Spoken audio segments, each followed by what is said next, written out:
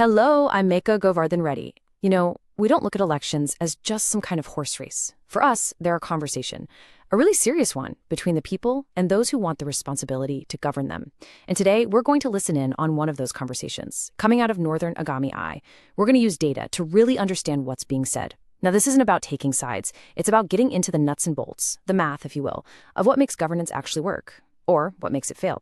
So, our story takes us to the hills of Nagaland. It's a place with deep, ancient roots and, incredibly fierce political loyalties. But if you just look past all the big headlines, past those grand stories about history and identity, you'll find something else happening on the ground. It's a much quieter story, a story about the fundamental, everyday needs of a community. It's about the very soil under their feet, the water in their pipes, and really the future they see for their own kids. Now, for 20 years, 2 decades, this constituency was a political fortress. Completely unbreachable. The Naga People's Front, the NPF, along with the very influential Lizietsu family, they held this seat without fail. Election after election, it was pretty much a foregone conclusion, a pattern of just absolute dominance.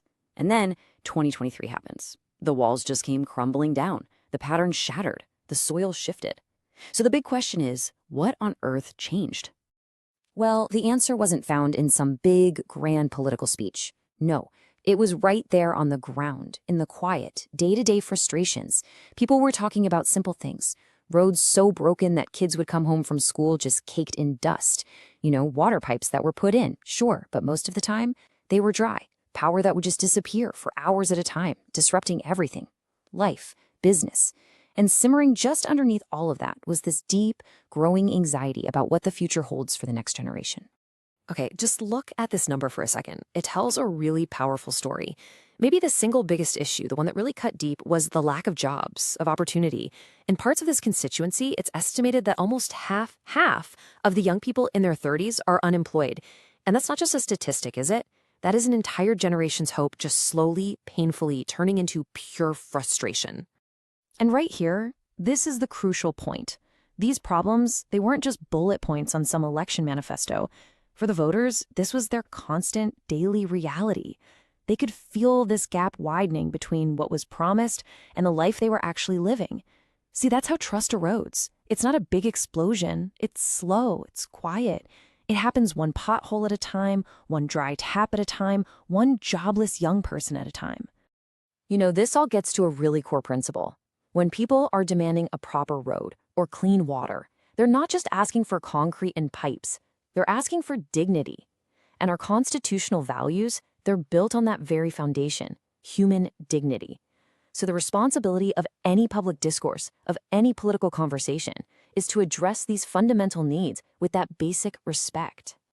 So the big question is, how did all this quiet, simmering frustration actually show up at the ballot box?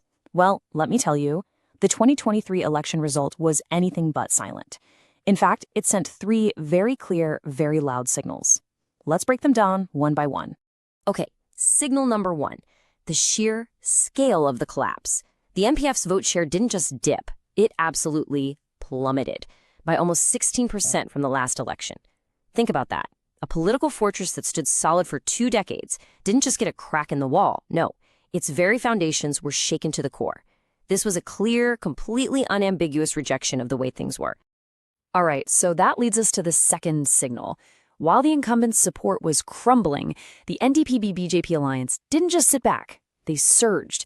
They didn't just pick up the falling stones. They built a whole new structure. Their vote share jumped from around 40% all the way up to a commanding 56%. They basically captured all that powerful momentum for change and gave it a very clear direction. And the third signal, this one is maybe the most critical one for the future.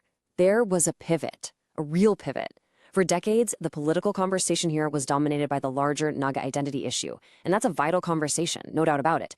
But in 2023, the electorate, and especially the younger voters, they shifted their focus. They voted on the immediate material realities of their own lives: jobs, roads, water. And the numbers? Well, they tell this story with cold, hard clarity. Just look. In 2018, the NDP won with a massive 19% margin. That's a landslide. Fast forward just 5 years, and the NDP wins with a solid 12% margin. See? This wasn't some nail-biter. This was a fundamental realignment of political gravity in the constituency, a complete, total reversal of fortunes. Okay, so we've seen the signals loud and clear. Now let's go a layer deeper. Because to really understand what happened here, we have to look past the individual names and faces and start analyzing the systems that were at play. What were the pressures, both from the inside and the outside, that really caused such a dramatic shift? So first, let's look at the NPF's position. On the one hand, they had these undeniable legacy strengths, right? Deep historical roots in the Naga movement, the powerful Liazyetsu family brand, and these really strong established networks in the villages. But here's the thing. Those very strengths were starting to look like weaknesses. They were being seen as the old guard. 20 years in power, well, that brings fatigue. And there was this growing feeling that they were just disconnected from the hopes and dreams of a new generation. So while the NPF was struggling with all these internal challenges, they were also facing immense pressure from the outside. The NDP-BJP alliance, they were well-resourced, they were highly coordinated, and they were backed by popular state and national leaders. They came in with a really powerful narrative about progress, and they positioned themselves as the only real pipeline for central government development schemes. It was a tough combination to beat. So for the voter on the ground, the choice became crystal clear. It boiled down to this: the established legacy of the NPF, something known, something familiar, versus a brand new promise of development and change from the NDPP alliance. In the end, the election really became a referendum on the past versus a bet on the future. And if you just zoom out and look at the history, you can see the full arc of this story. From being so dominant that they were running unopposed back in the 90s, to 2 straight decades of consistent, comfortable wins, and then, boom, a sudden, sharp collapse in 2023. This is actually a classic political pattern we see: a long period of dominance followed by a very rapid decline, right at the moment that connection with the people is finally broken. But look at how the vote shifted. This part is absolutely critical. The voters who were unhappy with the incumbent didn't splinter their votes among a bunch of different candidates. No, they moved as a single, disciplined bloc straight to the primary challenger. This wasn't random. It wasn't confusion. It was a clear, strategic decision to demand change and to make sure that demand was heard loud and clear. Now, to really get the full picture, we use a framework that we call the Chaturmukha Doctrine. It's just a way of looking at the 4 different faces of a constituency to really understand the ground reality. We look at the sociocultural face, the economic development face, the political administrative face, and the psychological face to see how they all connect. Let's run through them quickly. First, the sociocultural face. Respecting local customs and traditions, that's the price of entry. It gets you a seat at the table, but it no longer guarantees a win. Second, the economic development face. This has become the central battleground. This is where elections are now won and lost. Third, the political administrative side. Big, lofty ideological promises are becoming less important than just the efficient local delivery of basic services. And finally, the psychological face. Trust? Well, trust is no longer something you can just inherit. It has to be earned every single day. A quote we heard from people on the ground really says it all. It just perfectly captures this psychological shift. Voters have become incredibly pragmatic. They're just tired of the old style of politics, big rallies that don't actually translate into a better life. The message they're sending is clear. Don't just show us your strength, show us your sincerity. Earn our trust. So, given this really profound shift in what voters are demanding, how can any political party, any leader, rebuild that sacred bond of trust? Well, it demands a whole new blueprint, a new way of thinking that's based not on showing off power, but on delivering actual service. This new path, it has to start with humility. Step 1, acknowledge what went wrong. Don't make excuses. Step 2, move away from vague promises to tangible, measurable commitments. Don't just say, we will build roads. Say, we will blacktop these specific 15 kilometers of road in the next 18 months. And step 3, build permanent, reliable systems for listening, for real engagement, and for a timely response when people have a problem. And this engagement, it has to be modern and it has to be hyper-local. I'm talking about using things like WhatsApp pods to share credible news, creating a real two-way street for information. It means using Instagram Reels to connect with younger people in their language, on their terms. And it means using simple tools, maybe Telegram, or even a basic IVR phone line, to make it dead simple for any citizen to report a problem and actually know that they've been heard. But as we build these new systems, there's a critical value that has to be at their core.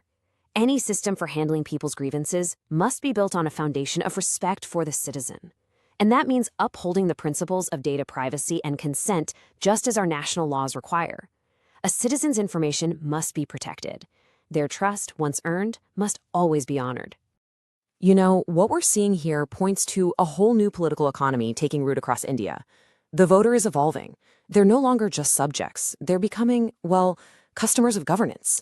And just like any customer, they are demanding better service, they're demanding more accountability, and they want to see clear proof of work in exchange for their vote. So the final point is really this. The new kind of leader can't just be a politician in the old sense.